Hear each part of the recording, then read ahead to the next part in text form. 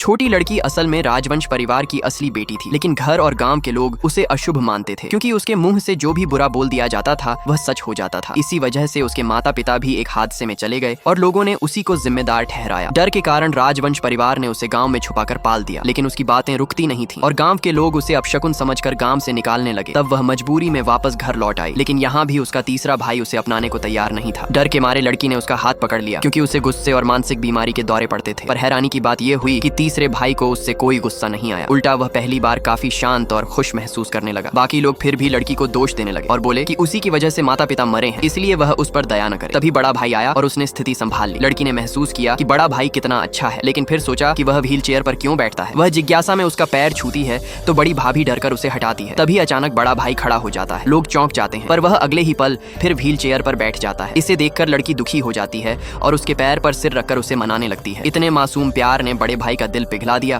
और उसने सभी के सामने घोषणा कर दी कि आज से यह बच्ची राजवंश परिवार की असली बेटी होगी और अगर कोई उसे तंग करेगा तो उसे घर से बाहर कर दिया जाएगा। इसके बाद उसने लड़की के लिए सुंदर कपड़े बनवाए और एक प्यारा सा कमरा तैयार करवाया। रात में लड़की ने एक सपना देखा जिसमें बड़ा भाई वाइन पीकर गिर जाता है और तीसरे भाई को मानसिक अस्पताल वाले ले जाते हैं। सपना देखकर वह घबरा गई और नीचे भागकर दोनों भाइयों को बताने लगी। भाई उसे समझाते हैं कि आज दादाजी की जन्मदिन पार्टी है और सभी को वहां जाना है। लड़की ने उन्हें चेतावनी दी कि आज किसी की दी हुई चीज मत लेना। बड़े भाई ने उसकी बात मान ली। दादाजी के जन्मदिन पर कई रिश्तेदार पहले से मौजूद थे। वे दोनों भाइयों का मजाक उड़ा रहे थे। लड़की उनसे लड़ पड़ी। तभी अचानक दो चाचा जमीन पर गिर पड़े और सभी हंसने लगे। लड़की ने मासूमियत में कहा कि ये लोग झुक क्यों रहे हैं, हमारे पास तो कोई उपहार भी नहीं है। बड़ा भाई जल्दी उसे संभालता है। तभी बड़ा चाचा वाइन लेकर बड़े भाई को देता है और कहता है कि यह बस मजाक है, वह इसे पी ले। लेकिन बड़े भाई को लड़की का सपना याद आता है और वह मना कर देता है। इसी समय दादाजी आते हैं। चाचा उन्हें गलत बातें बताकर बड़े भाई को बदनाम करते हैं। दादाजी भी उसे वाइन पीने के लिए कहते हैं। बड़े भाई मजबूर होकर गिलास उठा लेता है, लेकिन जैसे ही वह वाइन पीने जाता है लड़की अचानक आगे बढ़कर उसका हाथ पकड़ लेती है और उसे रोक देती है।